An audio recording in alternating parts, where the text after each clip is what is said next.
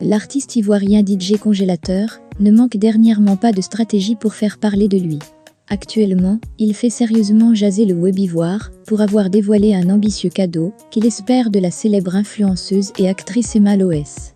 Cette dernière est connue pour avoir la main sur le cœur quand elle le veut. C'est sans doute sur cette générosité que compte DJ Congélateur. L'artiste dit vouloir demander un véhicule à la boss lady pour lui faciliter ses déplacements. Mais pas n'importe lequel. Il veut une Range Rover. En tout cas, pour avoir du goût, DJ Congélateur en a. Je vais voir Emma Loès cette semaine, je vais lui dire que je marche, que je n'ai pas voiture. Quand je vais à la gare pour prendre car, les gens marchent sur mon pied.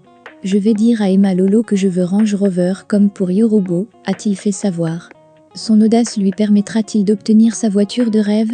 On attend de voir.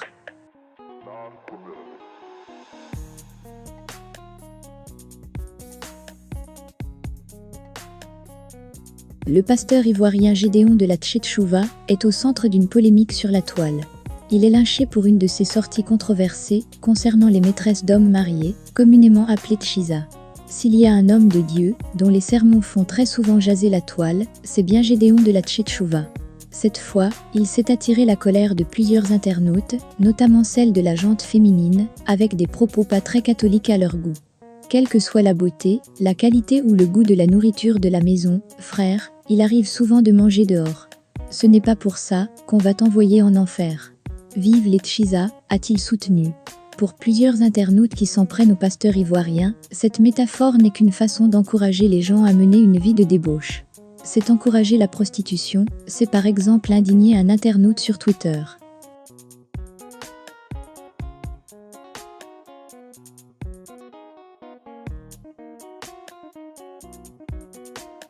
Ce n'est plus la bonne entente entre Aputchou National et Desbordeaux Likunfa.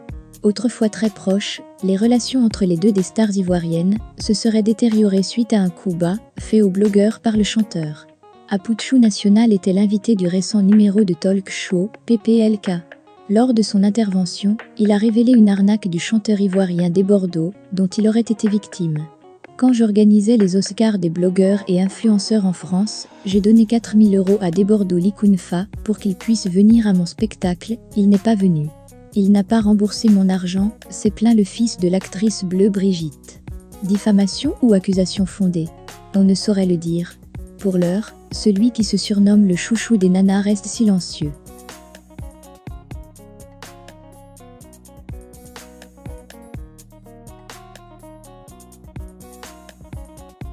Rafna Boutique est une boutique ouverte au nom de Rafna Ouon, la dernière fille du défunt d'Arafat. Cette boutique est en ce moment critiquée sur internet, précisément TikTok. Les polémiques autour de la fortune de Carmen Sama ne touchent pas encore à leur fin. La mère de Rafna a une fois encore été citée sur la toile pour ses déclarations, qui ne convainquent toujours pas certains Ivoiriens. Dans une vidéo qui fait actuellement le tour d'internet, on peut lire la déclaration qui suit. La seule boutique qui ouvre une seule fois par semaine et rentabilise plus de 1 milliard dans l'année. Dans cette vidéo, on peut entendre des voix citer la boutique de la fille de Carmen Sama et d'Arafat. Notons que les internautes ne cessent de poser des questions sur les sources de revenus de l'influenceuse ivoirienne Carmen Sama. Cette dernière qui mène une vie luxueuse sur les réseaux sociaux. Apparemment, il est difficile pour l'opinion publique d'accepter que Rafna Boutique est la seule source de revenus de l'ex-compagne du feu Arafat. La boutique de Rafna. La boutique de Rafna.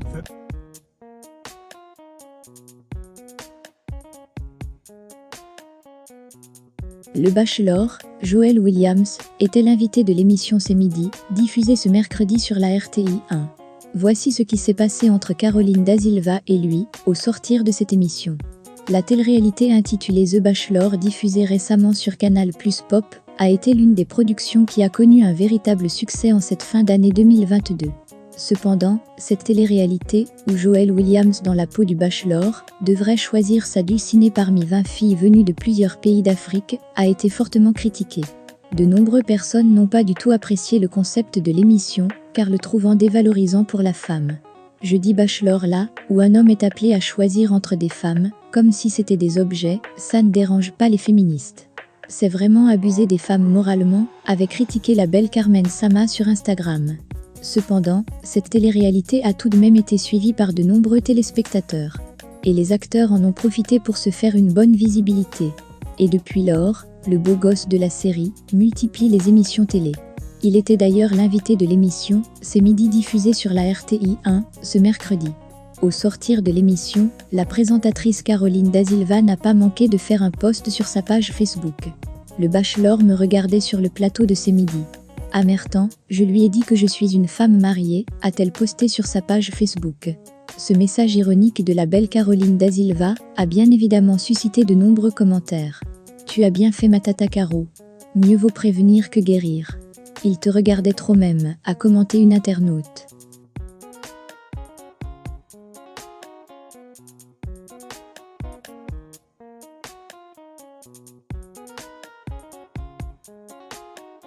L'ex-copine du rappeur camerounais Tenor, Eunice Zunon est revenue sur son tout premier chagrin d'amour. Ce qu'elle a dit. La web-comédienne ivoirienne Eunice Zunon et le rappeur camerounais Tenor ont vécu une histoire d'amour de très courte durée. Après plus de 10 mois de relations hyper médiatisées, la web-influenceuse ivoirienne et le rappeur camerounais ont mis fin à leur aventure. Une aventure qui s'est achevée assez violemment au vu de la bagarre dont les vidéos ont été récemment publiées sur les réseaux sociaux. J'ai été agressée physiquement.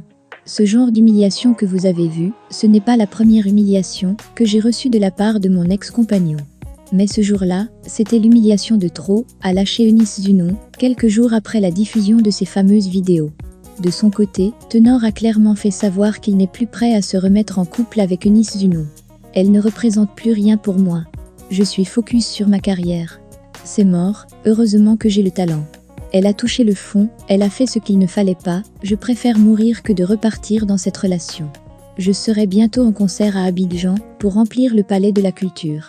J'aime trop les Ivoiriens, c'est la famille, a écrit l'artiste camerounais, qui répondait à un de ses fans sur TikTok. Cependant, force est de constater qu'il ne s'agit pas là de la toute première déception amoureuse de la comédienne ivoirienne. Celle-ci a d'ailleurs expliqué son tout premier chagrin d'amour à Media Prime. J'étais en classe de 6e, lui, il était en 5e. Juste de petites amourettes d'enfance.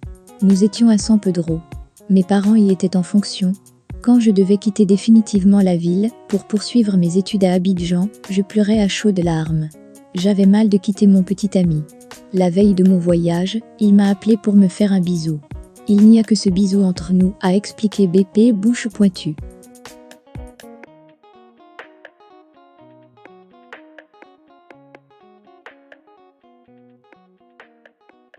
L'artiste ivoirien de la chanson, Ariel Chenet est, depuis quelques heures, au cœur d'une polémique. Il a été accusé d'avoir volé un titre qui appartenait à son ancien mentor, Feu Arafat DJ.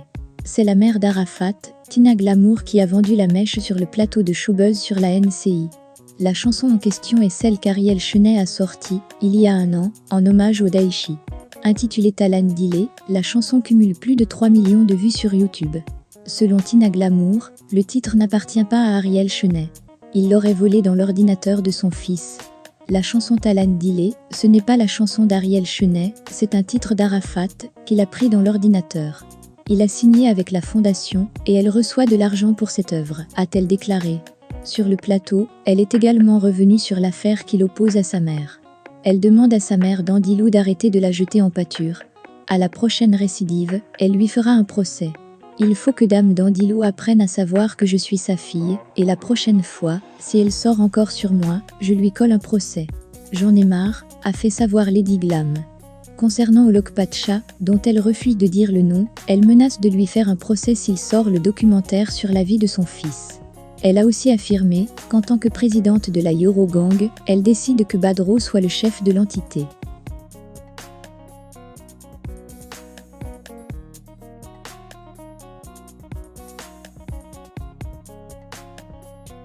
La comédienne de l'émission satirique Qui fait ça, Zota, est ces derniers jours sur les médias où elle a dénoncé le manque de reconnaissance de sa consoeur bleue Brigitte, à qui elle aurait tendu la main dans ces moments difficiles. Elle a déclaré avoir même hébergé l'actrice et son fils à Poutchou National dans une vie antérieure, et ce 2 mois durant. Dans la foulée de cette sortie, un relais médiatique a publié des propos d'excuses que Zota aurait présentés à Bleu Brigitte. En réalité, il n'en serait rien. Zota n'aurait pas présenté des excuses à Bleu Brigitte. Un démenti formel venant de Zota, du moins supposé venir d'elle, a été relayé par une page People. Je n'ai pas demandé pardon à Brigitte Bleu. Pourquoi le ferais-je? Le journaliste est allé trop vite en besogne en annonçant cela.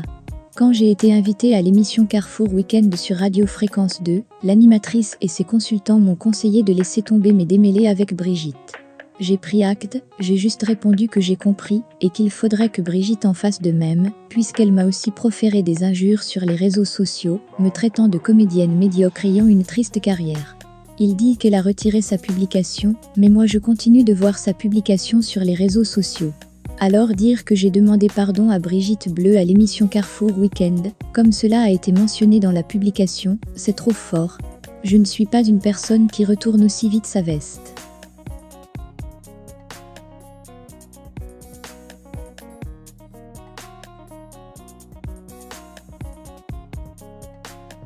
L'actrice et femme d'affaires ivoirienne Emma Loès va-t-elle se mettre la corde au cou? C'est la question qui ne cesse de tarauder l'esprit des internautes après avoir vu une carte d'invitation.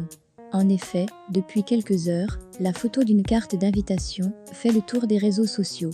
Sur le carton d'invitation, il est marqué qu'Emma Loès va se marier avec un certain Richemont à Ouagadougou. Pendant très longtemps, la situation matrimoniale de l'UDM a été sujette aux critiques. La diva a peut-être décidé de faire taire ses détracteurs. Toutefois, n'allez pas si vite en besogne, car l'authenticité de la carte reste à prouver. Sur la carte, il est marqué que la cérémonie aura lieu le 30 février 2023, une date qui n'a jamais existé. Aussi, la concernée elle-même n'a partagé aucune information sur son mariage. Il est donc clair que la carte est un montage et que cela pourrait être l'œuvre d'un fan qui veut voir sa star se marier.